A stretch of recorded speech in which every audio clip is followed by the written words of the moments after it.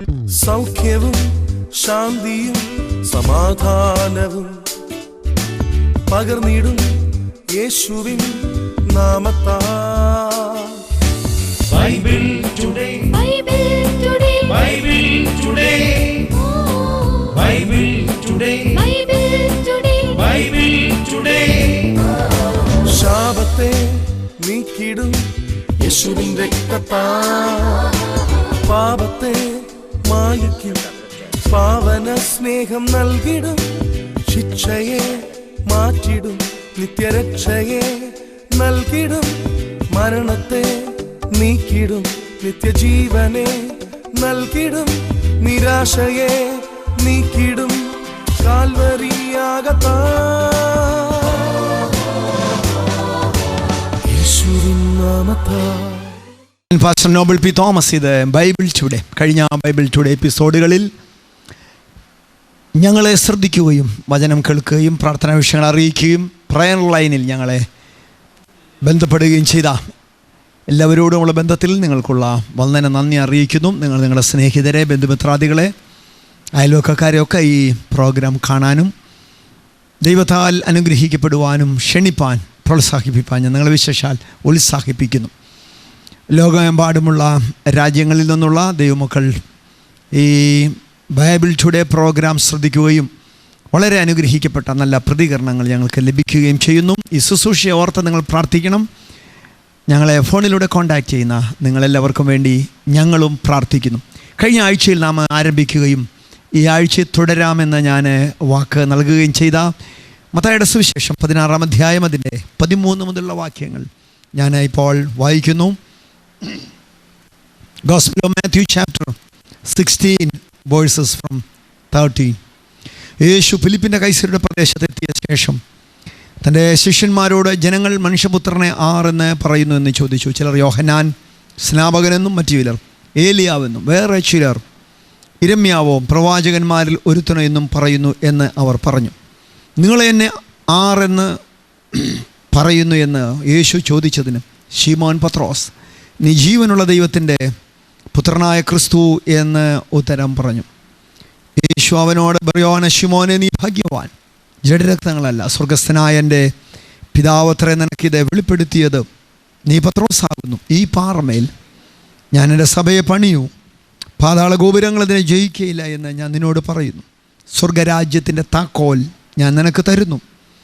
നീ ഭൂമിയിൽ കെട്ടുന്നതൊക്കെയും സ്വർഗത്തിൽ കെട്ടപ്പെട്ടിരിക്കും, നീ ഭൂമിയിൽ അഴിക്കുന്നതൊക്കെയും സ്വർഗത്തിൽ അഴിഞ്ഞിരിക്കും എന്ന് ഉത്തരം പറഞ്ഞു. കഴിഞ്ഞ എപ്പിസോഡിൽ ദൈവത്തിൽ നിന്നൊരു വിശുദ്ധൻ പ്രാപിക്കുന്ന വെളിപ്പാട്, ആ വെളിപ്പാട് നൽകുന്നത് പിതാവാം ദൈവമാണെന്നും ആ വെളിപ്പാട് നിമിത്തം പുത്രൻ തമ്പുരാൻ താല്പര്യമാണെന്നും കഴിഞ്ഞ നിയമ കാലഘട്ടത്തിൽ ന്യായപ്രമാണത്തിൻ്റെ അടിമത്തത്തിൽ ജീവിച്ചിരുന്ന ദൈവത്തിൻ്റെ വളരെ ഉപയോഗിക്കപ്പെട്ട ദാസന്മാർ ആർക്കും ദൈവം മുഴുവനായി വെളിപ്പെട്ടില്ലെന്നും ഭാഗമായി വിവിധമായി മാത്രമേ പിതാക്കന്മാർക്ക് പ്രവാചകന്മാർ മുഖാന്തരം ഈ ദൈവത്തെ വെളിപ്പെട്ടുള്ളൂ എന്നും, എന്നാൽ അന്ത്യകാലഘട്ടത്തിൽ പുത്രൻ മുഖാന്തരം ഈ ദൈവത്തിൻ്റെ സർവ്വസമ്പൂർണതയും വഹിക്കുന്ന ദേഹരൂപത്തിൽ തന്നെ നമുക്ക് ലഭ്യമായി എന്നും നാം കഴിഞ്ഞ ദിവസങ്ങളിൽ പഠിക്കുകയുണ്ടായി. യോഹന്നാൻ്റെ സുവിശേഷം 1-ാം അധ്യായം 1 മുതലുള്ള വാക്യങ്ങൾ വചനം പറയുന്നു, ആദിയിൽ വചനം ഉണ്ടായിരുന്നു, വചനം ദൈവത്തോട് കൂടെ ആയിരുന്നു, വചനം ദൈവമായിരുന്നു, സകലവും വചനം മുഖാന്തരം ഉളവായതൊന്നും വചനത്തെ കൂടാതെ ഉളവായതുമില്ല. അവനിൽ ജീവനുണ്ടായിരുന്നു, ജീവൻ മനുഷ്യരുടെ വെളിച്ചമായിരുന്നു, വെളിച്ചം ഇരുളിൽ പ്രകാശിച്ചു കൊണ്ടേയിരുന്നു, ഇരുളോ അതിനെ പിടിച്ചടക്കിയില്ല. 9 മുതലുള്ള വാക്യങ്ങൾ പറയുന്നു, സർവ മനുഷ്യരെയും പ്രകാശിപ്പിക്കുന്ന സത്യവെളിച്ചം ലോകത്തിലേക്ക് വന്നുകൊണ്ടിരുന്നു. അവൻ ലോകത്തിലുണ്ടായിരുന്നു, ലോകം അവൻ മുഖാന്തരമുള്ളവായി, ലോകമോ അവനെ തിരിച്ചറിഞ്ഞില്ല. 14-ാം വാക്യം യോഹന്നാൻ 1:14 ഇങ്ങനെ പറയുന്നു, സകലവും ഉളവാക്കിയ, സകലത്തെ ഉണ്ടാക്കിയ, ആദിയിലെ ഉണ്ടായിരുന്ന, അവനെ കൂടാതെ ഒന്നും ഉളവായില്ല എന്ന് പറയുന്ന വചനമാകുന്നവൻ, ആ വചനം ജഡമായി തീർന്നു, കൃപയും സത്യവും നിറഞ്ഞവനായി നമ്മുടെ ഇടയിൽ പാർത്തു. ഞങ്ങൾ അവൻ്റെ തേജസ് കണ്ടുവെന്നും പിതാവിൽ നിന്നും ഏകജാതനായവൻ്റെ തേജസ്സായി കണ്ടു എന്നും വചനം നമ്മെ പഠിപ്പിക്കുന്നു. ദീർഘകാലങ്ങളിലായി, നൂറ്റാണ്ടുകളായി പിതാക്കന്മാർക്ക് വെളിപ്പെട്ടിട്ടില്ലാത്തതും പുതിയ നിയമത്തിൽ യേശു ക്രിസ്തുവിലൂടെ വെളിപ്പെട്ടതുമായ ജീവൻ്റെ വചനം, യേശുവിലൂടെ വെളിപ്പെട്ട പ്രകാശം, യേശുവിലൂടെ വെളിപ്പെട്ട ദൈവം. അതുകൊണ്ട് കൊലോസ്യ ലേഖനം പറയുന്നത് ദൈവത്തിൻ്റെ സർവ്വസമ്പൂർണതയും യേശുവിൽ ദേഹരൂപമായി വെളിപ്പെട്ടു. ഈ വെളിപ്പാട് പത്രോസ് ആദ്യം പുതിയ നിയമത്തിൽ വിളിച്ചു പറയുകയും യേശു അവനെ എല്ലാവരെയും അഭിനന്ദിക്കുകയും ചെയ്തു. പത്രോസ് തന്നെ നാട്ടുകാരുടെ അഭിപ്രായം കർത്താവിൻ്റെ ചോദ്യത്തിന് ഉത്തരമായി നാം നേരത്തെ വായിച്ച വേദഭാഗത്തെ പറയുകയുണ്ടായി. ചിലർ നിന്നെ യോഹന്നാൻ സ്നാപകനെന്നും മറ്റു ചിലർ ഇർമ്യാവെന്ന്, വേറെ ചിലർ ഏലിയാവെന്നൊക്കെ പറയുമ്പോൾ എനിക്ക് നിന്നെക്കുറിച്ചുള്ള ഒരു വെളിപ്പാടുണ്ട്. വെളിപ്പാട് നീ ജീവനുള്ള ദൈവത്തിൻ്റെ പുത്രനായ ക്രിസ്തു എന്നത്രേ. ഇത് കേട്ട ഉടനെ യേശു കർത്താവ് ആത്മാവിൽ സന്തോഷിച്ചിട്ട് അവനെ നോക്കി ഇങ്ങനെ പറഞ്ഞു, യോഹന്നാൻ്റെ മകനായ ശിമോനെ, ശിമോനെ, നീ ഭാഗ്യവാനാണ്. ജഡരക്തങ്ങളല്ല, സ്വർഗത്തിലെ എൻ്റെ പിതാവത്ര നിനക്കിത് വെളിപ്പെടുത്തിയത്. കഴിഞ്ഞ ആഴ്ചയിൽ നാം പഠിക്കുകയുണ്ടായി. ദൈവത്തിൻ്റെ ദൈവം നൽകുന്ന ഉപദേശങ്ങളുണ്ട്, ഡൂസ് ആൻഡ് ഡോൺസ് ഉണ്ട്, ഇൻസ്ട്രക്ഷൻസ് ഉണ്ട്, ലോസ് ഉണ്ട്. വേദപുസ്തകം നാം വായിക്കുമ്പോൾ തന്നെ പഴയതും പുതിയതുമായ നിയമങ്ങൾ അടങ്ങിയ സത്യവേദപുസ്തകമാണ് വേദപുസ്തകം. എന്നാൽ അതിനേക്കാളൊക്കെ വ്യത്യസ്തമായ അറിവ് പോലെ ഇത് മനസ്സിലാകുന്നതിനേക്കാൾ ഉന്നതമായ മറ്റൊരു അനുഭവമാണ് വെളിപ്പാടിലൂടെ കാര്യങ്ങൾ ഗ്രഹിക്കുക എന്നുള്ളത്.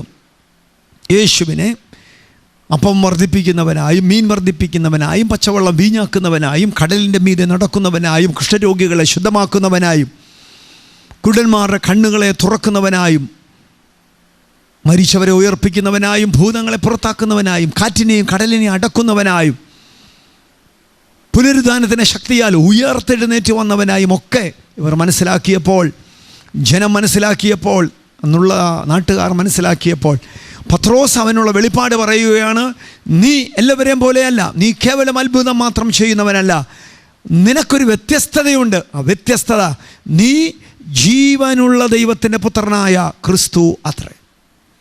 ഈ വെളിപ്പാട് പത്രോസിൻ്റെ വായിലൂടെ പറഞ്ഞു കഴിഞ്ഞ ഉടനെ യേശു കർത്താവിനെ നോക്കി പറഞ്ഞു, നീ ഭാഗ്യവാനാണ്, പണി ആരംഭിക്കാൻ പോവുകയാണ്. ഇതുവരെയും പരാജയപ്പെട്ട പലതുമുണ്ട്. പഴയ നിയമത്തിൻ്റെ ആ അടിമത്തത്തിൽ, പഴയ നിയമത്തിൻ്റെ കാലഘട്ടത്തിൽ ന്യായപ്രമാണത്തിൻ്റെ കീഴിൽ ദൈവം കൊടുത്ത കൽപ്പനകൾ, ദൈവം കൊടുത്ത അരുളപ്പാടുകൾ ഒരാൾക്ക് പോലും അതനുസരിക്കാൻ കഴിയാതെ ഇരുന്നപ്പോൾ പുതിയ നിയമം കൃപയുടെ കാലഘട്ടത്തിൽ നാം നമ്മുടെ ജഡത്തിൽ അല്ല പാപത്തെ ജയിക്കുന്നത്, നമ്മുടെ ജഡത്തിലല്ല നാം ജീവിക്കുന്നത്. ജഡത്തെ നാം അനുസരിച്ച് നടന്നാൽ മരിക്കുമെന്ന് വചനം പറയുന്നു. എന്നാൽ ആത്മാവിനാൽ ജഡത്തിൻ്റെ പ്രവർത്തികളെ മരിപ്പിക്കുകയും ആത്മാവിനാൽ നാം ജീവിപ്പിക്കപ്പെടുകയും ചെയ്തു. പഴയ നിയമ കാലഘട്ടത്തിൽ ന്യായപ്രമാണത്തിൻ്റെ കീഴിൽ ന്യായപ്രമാണം ദൈവത്തെങ്കിലേക്ക് നയിക്കുവാൻ നമുക്ക് ശിശുപാലകനായി, കിൻഡർ ഗാർട്ടൻ ടീച്ചറായി, നഴ്സറി ടീച്ചറായി മാത്രം ന്യായപ്രമാണം ഭവിച്ചപ്പോൾ പുതിയ നിയമം യേശുക്രിസ്തുവിലേക്ക് കൃപ നമ്മെ ആരോഗ്യത്തോടെ നയിപ്പാനിടയായി തീർന്നു. പഴയ നിയമത്തിൻ്റെ കീഴിൽ ഒരാൾക്ക് പോലും ഇതിനെ അനുസരിക്കാൻ എന്തുകൊണ്ട് കഴിഞ്ഞില്ല? ന്യായപ്രമാണത്തിൽ ജീവിച്ചിരുന്ന ഒരു വിശുദ്ധൻ്റെ മേലും നിരന്തരം വസിക്കുന്ന ദൈവത്തിൻ്റെ ആത്മാവ് ഉണ്ടായിരുന്നില്ല. ഇടയ്ക്കിടയ്ക്ക് വരികയും പോവുകയും ചെയ്യുന്ന ആത്മാവാണ് അവരെ ഭരിച്ചിരുന്നത്. എന്നാൽ പുതിയ നിയമത്തിൽ കല്ലായുള്ള ഹൃദയം മാറ്റി മാംസളമായി നമ്മിലേക്ക് പകരുകയും എന്നേക്കും നമ്മിൽ വസിക്കേണ്ടതിനായ ആത്മാവിനെ നമ്മുടെ അകത്തളത്തിൽ ദൈവം പകരുകയും ചെയ്തു. ആത്മാവിനാൽ നാം ജഡത്തിൻ്റെ പ്രവർത്തികളെ മരിപ്പിക്കുകയാണ്. അതിന് പ്രവൃത്തി കാരണമല്ല. ദൈവമക്കളെ, പുതിയ നിയമത്തിൽ ആത്മാവിൽ ജീവിപ്പിക്കപ്പെട്ടവൻ, ആത്മാവിൽ ഉയർത്തെഴുന്നേറ്റവൻ, അവനിൽ വ്യാപരിച്ച പുനരുദ്ധാനത്തിൻ്റെ ശക്തി കൊണ്ട് മരണത്തെ ജയിച്ചവൻ, നമ്മുടെ അകത്തളത്തിൽ ജീവിക്കുന്ന യേശു, കർത്താവിനെ നാം സ്വീകരിച്ച നിമിഷം തന്നെ നമ്മുടെ അകത്തളത്തിൽ വന്ന് വാസം ചെയ്യുന്ന പരിശുദ്ധാത്മാവാൻ ദൈവം, ആ ആത്മാമണ്ഡലത്തിൽ നിന്നുകൊണ്ട് ഒരു ദൈവവൈതലിനെ ദൈവവചനത്തെ അറിവായി മാത്രമല്ല വെളിപ്പാടായി സ്വീകരിക്കുവാൻ കഴിയും. ആ വെളിപ്പാട് നിമിത്തം നിരോധിക്കുകയും വെളിപ്പാട് നിമിത്തം അനുവദിക്കുകയും ചെയ്യുന്ന, വെളിപ്പാട് നിമിത്തം കെട്ടുകയും വെളിപ്പാട് നിമിത്തം അഴിക്കുകയും ചെയ്യുന്ന അധികാരം ലഭ്യമാകുമെന്നാണ് പത്രോസ് പറഞ്ഞത്. ജീവിതത്തിൽ വിവിധ മേഖലകളിൽ, ഭാര്യ എന്ന നിലയിലോ, ഭർത്താവ് എന്ന നിലയിലോ, പിതാവെന്ന നിലയിലോ, മാതാവെന്ന നിലയിലോ, ശുശ്രൂഷകൻ എന്ന നിലയിലോ, ഒരു ബിസിനസ്സുകാരൻ നിലയിലോ, ഏതൊക്കെ മേഖലകളിലാണ്, വിദ്യാർത്ഥി നിലയിലൊക്കെ പരാജയപ്പെട്ട ആരെങ്കിലും ഉണ്ടെങ്കിൽ വെളിപ്പാട് നിമിത്തം വചനം പറയുന്നു, കർത്താവ് പറയുന്നു, പരാജയപ്പെടാത്ത ഒന്ന് ഞാൻ നിൻ്റെ മേൽ കൽപ്പിക്കാൻ പോവുകയാണ്. അതാണ് യേശു പറഞ്ഞത് പത്രോസിനോട്. വെളിപ്പാട് നിൻ്റെ കയ്യിൽ വന്നതുകൊണ്ട് പാതാള ഗോപുരങ്ങൾ ജയിക്കാത്ത ഒരു പണി ഞാൻ ആരംഭിക്കാൻ വേണ്ടി പോവുകയാണ്. ഇത് നിനക്ക് പിതാവാം ദൈവം തന്ന് നൽകിയ വെളിപ്പാടാണ്.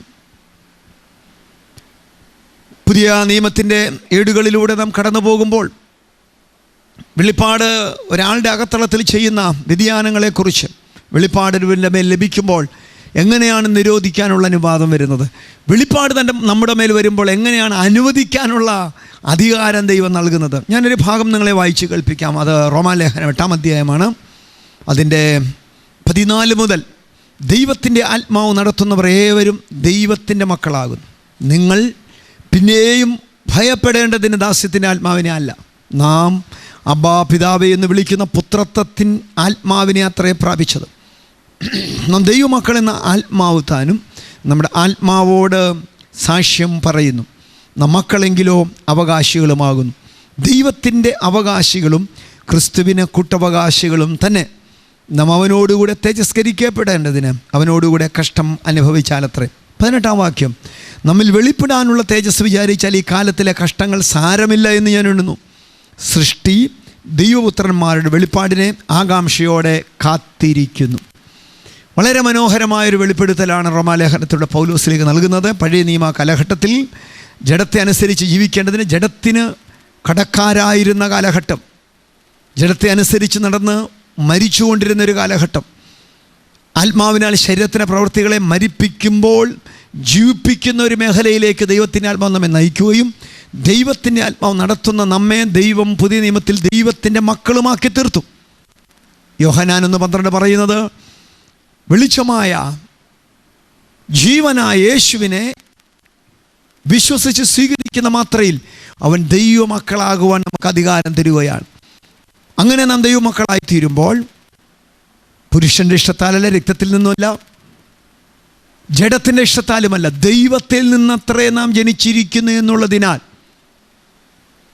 ഇത് ഉദരത്തിൽ നിന്ന് വന്ന ജനനമല്ല, ഉയരത്തിൽ നിന്ന് വന്ന ജനനമായതിനാൽ, പാരമ്പര്യമായി നാം ദൈവമക്കളായതല്ല, യേശുവിനെ സ്വീകരിച്ചത് നിമിത്തം നാം ദൈവമക്കളായതിനാൽ വചനം പറയുന്നു, ദാസ്യത്തിൻ്റെ ആത്മാവിനെ, ഭയപ്പെടേണ്ടതിന് ദാസ്യത്തിൻ്റെ ആത്മാവിനെ അല്ല നാം പ്രാപിച്ചത്.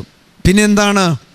അബ്ബാ പിതാവേ എന്ന് വിളിക്കുന്ന പുത്രത്വത്തിൻ ആത്മാവിനെ അത്രേ പ്രാപിച്ചത്. നാം ദൈവത്തിൻ്റെ മക്കളെന്ന് ആത്മാവ് താനും നമ്മുടെ ആത്മാവോടുകൂടെ സാക്ഷ്യം പറയുന്നു. നാം പ്രാപിച്ചത് യേശുവിനെ സ്വീകരിച്ചപ്പോൾ നമ്മുടെ അകത്ത് വ്യാപരിച്ചത് ഇനിയും പേടിപ്പിച്ച് അമർത്തുന്ന ദാസ്യത്വത്തിൻ്റെ ഒരാത്മമണ്ഡലമല്ല, ന്യായപ്രമാണത്തിൻ്റെ മണ്ഡലമല്ല, കൃപയ്ക്ക് നാം അധീനരാകയാൽ യേശു നമ്മുടെ അകത്തളത്തിലേക്ക് വന്നപ്പോൾ ധൈര്യത്തിൻ്റെ ആത്മാവ്,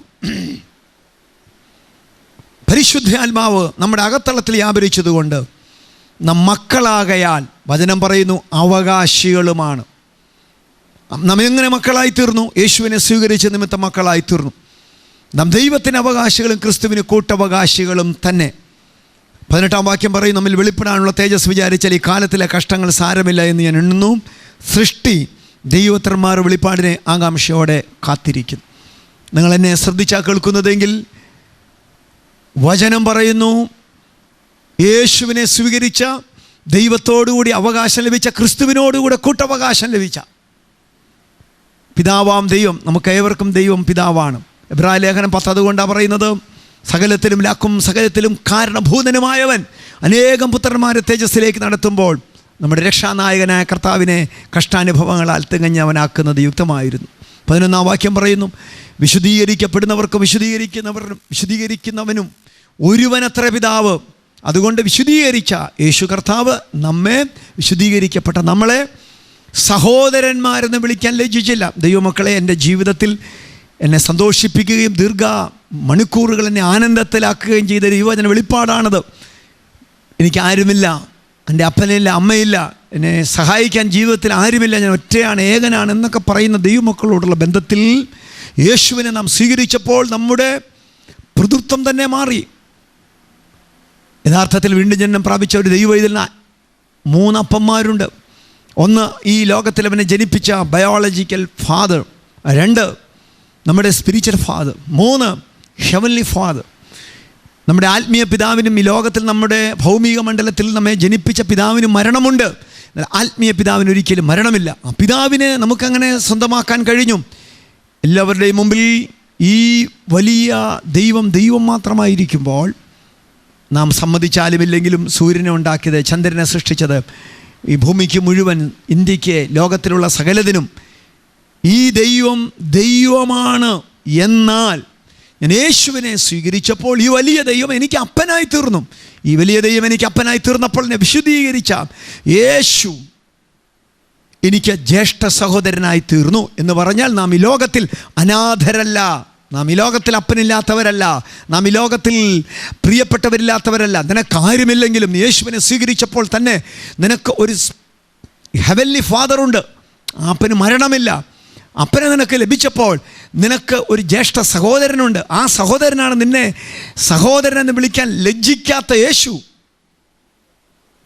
എങ്ങനെയാണ് തുടർന്നുള്ള ക്രമീകരണങ്ങൾ പറയുന്നത്? നാം അങ്ങനെ മക്കളെങ്കിലോ അവകാശികളുമാകുന്നു. ദൈവത്തിന് അവകാശികൾ, ദൈവത്തിൻ്റെ അവകാശികൾ, ക്രിസ്തുവിന് കൂട്ടവകാശികളും തന്നെ.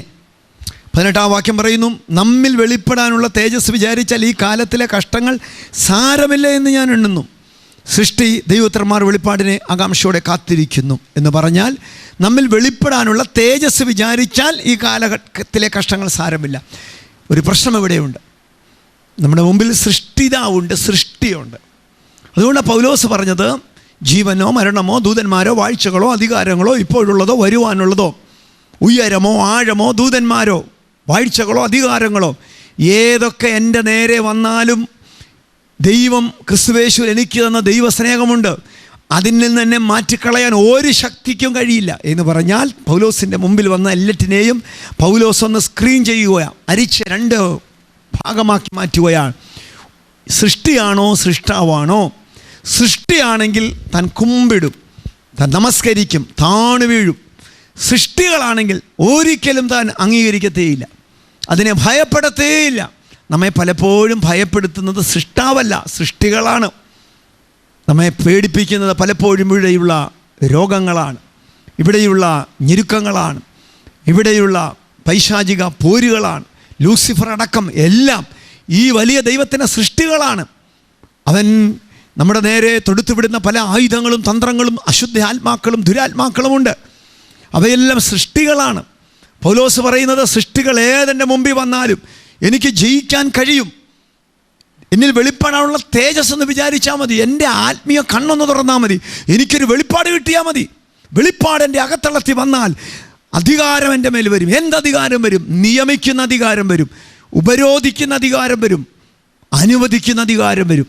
ഇനി വെളിപ്പെടാനുള്ള തേജസ് വിചാരിച്ചാൽ ഈ കാലഘട്ടത്തിൽ എൻ്റെ നേരെ സൃഷ്ടികളിൽ നിന്ന് വരുന്ന കഷ്ടങ്ങളൊന്നും എനിക്ക് സാരമില്ല. ഞാനതിനെ അങ്ങനെ കൗണ്ട് ചെയ്യത്തുള്ളൂ. എങ്ങനെ? സൃഷ്ടി ദൈവോത്തരന്മാരുടെ വെളിപ്പാടിനെ ആകാംക്ഷയോടെ കാത്തിരിക്കുന്നു എന്ന് പറഞ്ഞാൽ, നമ്മുടെ അകത്ത് വെളിപ്പെടുന്ന വെളിപ്പാട് നിമിത്തം നമുക്ക് ഈ ലോകത്തിലെ സൃഷ്ടികളിൽ നിന്ന് വരുന്ന സകല കഷ്ടതകളെയും അതിജീവിക്കാനുള്ള ഒരധികാരം നമ്മിലേക്ക് പകരപ്പെടും.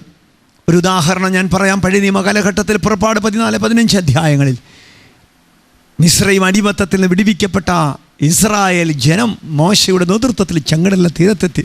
പിന്നാലെ മിസ്രൈം സൈന്യം ഫറവോൻ്റെ നേതൃത്വത്തിൽ ഒരു സൈഡിൽ അഗാധ ഗർത്തങ്ങൾ, മറു സൈഡിൽ വലിയ പർവ്വത ശിഖരങ്ങൾ അവർ മൂവ് ചെയ്യുകയാണ്. 25 ലക്ഷത്തോളം വരുന്ന ജനവുമായി 8 ലക്ഷത്തിലധികം 6 ലക്ഷത്തിലധികം വരുന്ന പ്രായപൂർത്തിയായവർ അവർ മുമ്പിലേക്ക് പ്രയാണം ചെയ്തു. മുമ്പിൽ ചെങ്കടൽ തടസ്സമായി അവരുടെ മുമ്പിൽ വന്നു.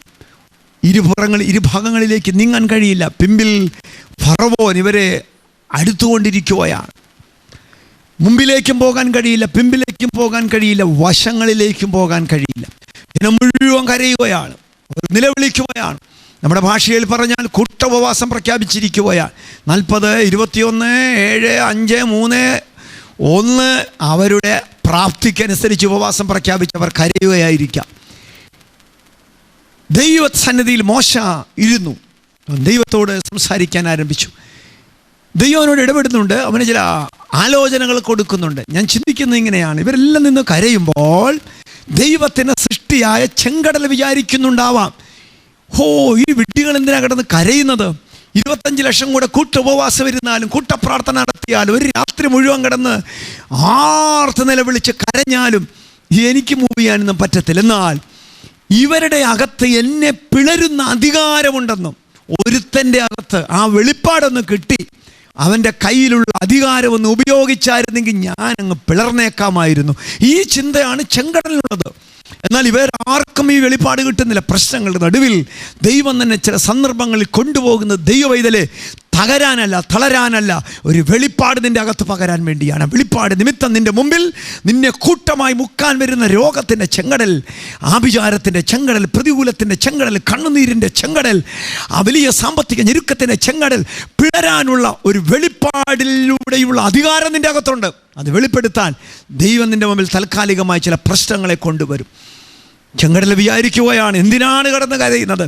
ഇവൻ്റെ ഒരുത്തൻ്റെ അകത്തൊരു വെളിപ്പാട് കയറിയാൽ മതി, അവൻ്റെ അകത്തൊരു അധികാരമുണ്ട്. എന്നാൽ ദൈവം കരയുന്നവരോടും നിലവിളിക്കുന്നവരോടും പിറുപിറുക്കുന്നവരോടുമല്ല ഇടപെട്ടത്. ദൈവസന്നിധിയിൽ പ്രശ്നങ്ങൾ നടുവിൽ ശാന്തമായി ഹൃദയം പകർന്ന മോശയോട് പറഞ്ഞു, ഞാൻ എന്നാൽ നിൻ്റെ മേലെ വെളിപ്പാട് പകരാൻ പോവുകയാണ്, നീ ഒരുത്തൻ മതി, നിൻ്റെ കയ്യിൽ ഞാൻ തന്ന അധികാരത്തിൻ്റെ ഒരു വടിയുണ്ട്, ആ വടി ചെങ്കടലെ പിളരുക എന്ന് പറഞ്ഞ് ചെങ്കടൽ നേരെ നീട്ടുമ്പോൾ ചെങ്കടൽ രണ്ടായി പിളരും. ആ പിളർപ്പിലൂടെ മുഴു ജനത്തെയും ഞാൻ വിടുവിക്കും. യോശുവയുടെ പുസ്തകത്തിൽ ജാതീയ രാജാക്കന്മാർ യോശുവയുടെ നേതൃത്വത്തിലുള്ള ജനത്തെ ആക്രമിക്കുകയാണ്. രാവിലെ മുതൽ വൈകുന്നേരം വരെ യുദ്ധം നടക്കുകയാണ്. യുദ്ധം ഏതാണ്ട് ജയിച്ചതൊക്കെ പോലെയായി, ഒരു 90% കൂട്ടിക്കോ. പക്ഷേ സൂര്യൻ അസ്തമിക്കുകയാണ്, വെളിച്ചമില്ല. ഇന്നത്തെ പോലെ ജനറേറ്ററോ ഇലക്ട്രിസിറ്റിയോ അല്ലെങ്കിൽ എമർജൻസി ലൈറ്റോ ഒന്നും അവരുടെ കയ്യിലില്ല. ഒരു കുറച്ച് നേരം കൂടെ ലൈറ്റ് ഉണ്ടായിരുന്നെങ്കിൽ യുദ്ധം കൊണ്ട് അവസാനിപ്പിക്കാമായിരുന്നു. പക്ഷേ സൂര്യൻ അസ്തമിക്കുകയാണ്. എന്തു ചെയ്യും? ഇനി നാളെ മുതൽ സൂര്യൻ ഉദിച്ചിട്ട് ABCD മുതൽ പുതിയ യുദ്ധം ആരംഭിക്കണം. അതിന് കുറേ റിസ്ക് ഫാക്ടേഴ്സ് ഉണ്ട്. ഇങ്ങനെ നിൽക്കുമ്പോഴാണ് സൂര്യൻ്റെ ഉള്ളിൽ ചിന്ത വരുന്നുണ്ട്. സൂര്യൻ സൃഷ്ടിയാണ്. സൂര്യൻ വിചാരിക്കുക, എന്തിനാണ് ഇത്ര കഷ്ടപ്പെടുന്നത്? എന്നെ നാളെ നേരം വെളുക്കുന്നിടം വരെ പൊതുവായിട്ടുള്ള ക്രമീകരണത്തിന് ഇവർ കാത്തിരിക്കേണ്ട ആവശ്യമൊന്നുമില്ല. ഒരുത്തൻ്റെ അകത്തൊരു വെളിപ്പാടെന്ന് വ്യാപരിച്ചാൽ മതിയായിരുന്നു. എന്നോടൊന്ന് പറഞ്ഞാൽ പോരെ? എന്നോട് പറഞ്ഞാൽ ഞാൻ നിൽക്കാമായിരുന്നല്ലോ. ഇത് ചിന്തിച്ചുകൊണ്ടിരിക്കുമ്പോഴാണ് ദൈവസന്നിധിയിൽ ഹൃദയം പകർന്ന യോശുവയോട് ദൈവം വെളിപ്പാടിൻ്റെ കലവറ നൽകിയത്. നീ അടുത്ത 12 മണിക്കൂർ വെയിറ്റ് ചെയ്യേണ്ട ആവശ്യമില്ല. സൂര്യൻ അസ്തമിച്ച് ഉദിച്ചു വരേണ്ട ആവശ്യം നിനക്കില്ല. നിൻ്റെ അകത്തേക്ക് ഞാൻ വെളിപ്പാട് പകരുകയാണ്. നീ വാതുറക്കുക, സൂര്യനെ നോക്കുക, കൈരൻ ചൂണ്ടുക, പറയുക, സൂര്യ നീ ഗിബെയോനിലും, ചന്ദ്ര നീ അയ്യാലോൻ താഴ്വരയിലും നിൽക്ക. സൂര്യൻ കുറേ നേരം വിചാരിച്ചുകൊണ്ടിരുന്ന ഒരു കാര്യമാണത്. ഇവൻ്റെ അകത്ത വെളിപ്പാട് ലഭിച്ചിരുന്നെങ്കിൽ സൃഷ്ടിയായ ഞാൻ, ഇതാണ് വചനം പറയുന്നത്, സൃഷ്ടി ദൈവപുത്രന്മാരുടെ വെളിപ്പാടിനെ ആകാംക്ഷയോടെ കാത്തിരിക്കും. തൊട്ടുമുമ്പിലത്തെ വചനം പറയുന്നത്, നമ്മിൽ വെളിപ്പെടാനുള്ള തേജസ് വിചാരിച്ചാൽ ഈ കാലത്തിലെ കഷ്ടങ്ങൾ സാരമില്ല. ക്യാൻസറായാലും ട്യൂമറായാലും അൾസറായാലും ഏത് രോഗബന്ധനമായാലും മെഡിക്കൽ സയൻസ് പരാജയപ്പെട്ടതായാലും വൈദ്യന്മാർ കൈമലർത്തി കാണിച്ചതായാലും മരുന്നുകൾ തോറ്റ സ്ഥലമാണെങ്കിലും ആമേൻ, രോഗത്തിന് ദുരാത്മാവ് ചിന്തിക്കുകയാണ്, ഇവൻ്റെ അകത്തളത്തിനൊരു അധികാരമുണ്ടല്ലോ, ഇവൻ്റെ അകത്ത വെളിപ്പാട് വ്യാപരിച്ചാൽ മതി, പറഞ്ഞാൽ മതി, ഞാനങ്ങ് പോയേക്കാമായിരുന്നു. ദൈവമക്കളെ, ഇത് നടന്ന ഒരു കാര്യമാണെന്ന് എനിക്കറിയില്ല. കേരളത്തിൽ ഒരു ഭാഗത്ത് ഒരു പ്രാർത്ഥനയിൽ ഒരു മനുഷ്യനിലൂടെ ഒരു ദുരാത്മാവ്, അശുദ്ധാത്മാവ് പൊസസ് ചെയ്യുകയുണ്ടായി. ആ ദുരാത്മാവ് മനുഷ്യരുടെ പൊസസ്ഡായി വിക്രിയകൾ ഒക്കെ കാണിക്കാൻ തുടങ്ങിയപ്പോൾ ആ ദുരാത്മാവിനെ ശാസിക്കാൻ വേണ്ടി ഒരു കൂട്ടം ദൈവമക്കൾ അങ്ങോട്ട് ചെന്നു. ഇത് ഒരു സംഭവമാണോ അല്ലെങ്കിൽ ഒരു ഭാവനയാണോ എന്ന് എനിക്കറിയില്ല. എന്നാൽ അതിൻ്റെ അകത്ത് നമുക്ക് പഠിക്കേണ്ട ഒരു കാര്യമുണ്ട്. അവർ ആ ദുരാത്മാവിനെ ശാസിക്കുമ്പോൾ അശുദ്ധാത്മാവ് പറഞ്ഞു, ഞാൻ അങ്ങനെയൊന്നും പോകത്തില്ല, നിങ്ങളെല്ലാവരും 7 ദിവസം ഉപവസിച്ചാലേ ഞാൻ പോകത്തുള്ളൂ എന്ന് പറഞ്ഞു. ഈ ദൈവവചനത്തിൽ ജ്ഞാനമില്ലാത്ത അവിടുത്തെ ആ ദൈവമക്കളെല്ലാം കൂടി ഉപവാസം ആരംഭിച്ച്, പിശാച് പറഞ്ഞിട്ട് ഉപവാസം തുടങ്ങി. പാസ്റ്റർ പറഞ്ഞിട്ടും കേൾക്കാത്തവർ, പല ദൈവദാസന്മാരും പറഞ്ഞിട്ടും അനുസരിക്കാത്തവർ, പിശാച് പറഞ്ഞപ്പോൾ ഉപവാസം പ്രഖ്യാപിച്ചു. 1-ാമത്തെ ദിവസം വചനത്തിൽ വിവരവും പരിജ്ഞാനമുള്ള ഒരു അഭിഷക്തൻ അവിടെ വന്നു.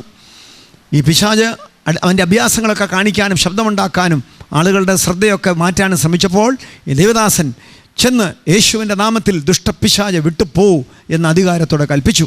പിശാച് ഈ മനുഷ്യനെ വിട്ടുപോയി. പോകുന്ന പോക്കിൽ അവൻ പറയുകയാണ്, എന്നോട് ആരും ഇതുവരെ പറഞ്ഞില്ല എന്നോട് പോകാൻ, അതുകൊണ്ടാണ് ഞാൻ പോകാഞ്ഞേ എന്ന് പറഞ്ഞാൽ ഇന്നലെ പറഞ്ഞാൽ ഇന്നലെ പോയേനെ. ഇതെങ്ങനെ ഈ ദൈവദാസനെ അവൻ വെളിപ്പാട് ലഭിച്ചു. മത്തായിയുടെ സുവിശേഷം 28-ാം അധ്യായം 18-19 മുതലുള്ള വാക്യങ്ങൾ, സ്വർഗത്തിലും ഭൂമിയിലും സകല അധികാരം എനിക്ക് നൽകപ്പെട്ടിരിക്കുന്നു, ആകയാൽ നിങ്ങൾ പുറപ്പെടുക, പിതാവിൻ്റെയും പുത്രൻ്റെയും പരിശുദ്ധാത്മാവിൻ്റെയും നാമത്തിൽ സ്നാനം കഴിപ്പിക്കുക. ഞാൻ നിങ്ങളോട് കൽപ്പിച്ചതൊക്കെയും പ്രമാണിപ്പാൻ തക്കവണ്ണം ഉപദേശിച്ചും കൊണ്ടും സകല ജാതികളെയും ശിഷ്യരാക്കി കൊള്ളുക. ഞാനോ ലോകാവസാനത്തോളം എല്ലാ നാളും നിങ്ങളോട് കൂടെ ഇരിക്കും. എൻ്റെ ദൈവവൈതലേ, ഇന്ന് പകലിൽ ഈ സ്ക്രീനിന് മുമ്പിൽ ദൈവം നിന്നെ കൊണ്ടിരുത്തിയത്. എഴുന്നേറ്റ് പോകരുത്. ഒരു വലിയ മർമ്മം നിന്നോട് പറയാനുണ്ട്. നിൻ്റെ ജീവിതത്തിലാകട്ടെ, നിൻ്റെ ശരീരത്തിലാകട്ടെ, നിൻ്റെ കുടുംബത്തിലാകട്ടെ, തലമുറയിലാകട്ടെ, ഭൗമിക, മാനസിക, സാമ്പത്തിക, ആത്മമണ്ഡലങ്ങളിലാവട്ടെ, ഇപ്പോൾ മുതൽ ദൈവവചനത്തിൻ്റെ അധികാരം നിന്നെ പഠിപ്പിക്കുന്നു. ദൈവവചനത്തിൻ്റെ വെളിപ്പാട് നിൻ്റെ മേൽ ഇറങ്ങി വരുന്നു. സകല അധികാരവും ഇന്നു മുതൽ യേശുവിനാണ്. ഇതാണ് യേശുവിൻ്റെ നാമത്തിൻ്റെ വല്ലഭത്വം. ഇതാണ് യേശു ക്രിസ്തുവിൻ്റെ നാമത്തിൻ്റെ ആധികാരികത. വിശ്വസിക്കുക.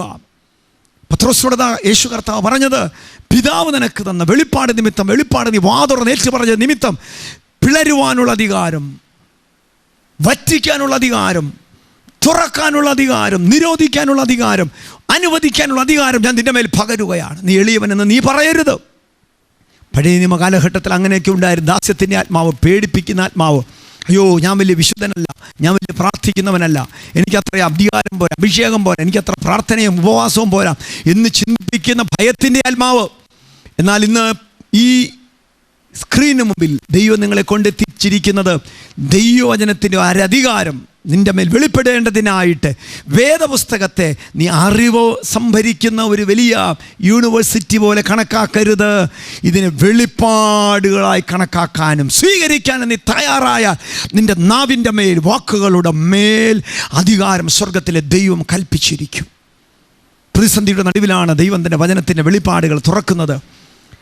ഇതേ സംഭവമാണ്, ഇതിനൊരു പശ്ചാത്തലമാണ്. മത്തായി 8-ാം അധ്യായം 5 മുതലുള്ള വാക്യങ്ങളിൽ ശതാധിപൻ യേശു കർത്താവിനോട് പറയുന്നത്, എൻ്റെ ദാസൻ രോഗിയാണ്, പക്ഷേ നീ ഒരു വാക്ക് ഇവിടെ നിന്ന് കൽപ്പിച്ചാൽ മതി, ദൂരത്തൻ്റെ ദാസൻ്റെ മേൽ സൗഖ്യം വ്യാപരിക്കും. എനിക്ക് അധികാരമുണ്ട്, നിനക്ക് അധികാരമുണ്ട്. എൻ്റെ അധികാരം പറയുന്നിടത്ത് മാത്രമേ ഉള്ളൂ, എൻ്റെ അധികാരം കേൾക്കുന്നിടത്ത് മാത്രമേ ഉള്ളൂ. എന്നാൽ നിൻ്റെ അധികാരം ലോകം മുഴുവനുമുണ്ട്. നീ ആരാണെന്ന് എനിക്കറിയാം. വിശുദ്ധി കൊണ്ടും അധികാരം കൊണ്ടും എൻ്റെ വീട്ടിലോ എൻ്റെ മുമ്പിലോ ഞാൻ നിൽക്കാൻ ഞാൻ യോഗ്യനേയല്ല, എൻ്റെ വീട്ടിൽ വരാൻ എൻ്റെ വീട് യോഗ്യമല്ല. ഉടനെ യേശു പറയുന്നത്, ഓ, ഇത് വലിയ സംഭവം തന്നെ, ഇസ്രായേൽ പുഴുങ്ങിയൊരു വിശ്വാസം ഞാൻ കണ്ടിട്ടില്ല എന്ന് പറഞ്ഞാൽ അവൻ മർമ്മമാണ് വിളിച്ചു പറഞ്ഞത്. കർത്താവ് ആരാണെന്നുള്ള വെളിപ്പാടാണ് അവൻ വായിലൂടെ വിളിച്ചു പറഞ്ഞത്. സകലത്തെ ഉളവാക്കിയ ഇവൻ്റെ വാക്കിനാൽ രോഗങ്ങൾ അഴിഞ്ഞു പോകും. ഇവിടെ നിന്ന് പറഞ്ഞാൽ മതി, ദൂരത്ത് നടക്കും. ആ നാഴികയിൽ തന്നെ ദൂരത്ത് ദാസൻ്റെ മേൽ സൗഖ്യം വ്യാപരിച്ചതുപോലെ വിശ്വസിച്ചാട്ടെ. വചനത്തെ വചനമായല്ല, വെളിപ്പാടായി. ആ വെളിപ്പാട് അകത്തളത്തിൽ കത്താൻ ആരംഭിക്കുമ്പോൾ, ആ വെളിപ്പാട് നിന്റെ വായിലൂടെ നീ വിളിച്ചു പറയാൻ ആരംഭിക്കുമ്പോൾ, എൻ്റെ ദൈവത്തിലെ നീ ഭാരപ്പെടുന്ന വിഷയങ്ങളുടെ മേൽ, ദൂരത്തുള്ള നിൻ്റെ പ്രിയരുടെ മേൽ, രാജ്യത്തിൻ്റെ നിയമം അവർക്ക് എത്ര വിരോധമായാലും നിൻ്റെ ഒറ്റ വെളിപ്പാട് നിമിത്തം രാജ്യത്തിൻ്റെ നിയമങ്ങളെ സ്വർഗത്തിൽ ദൈവം മാറ്റിയെഴുതും. നിനക്ക് വേണ്ടി ഒരു സ്പെഷ്യൽ വേ ദൈവം കൽപ്പിച്ചിരിക്കും.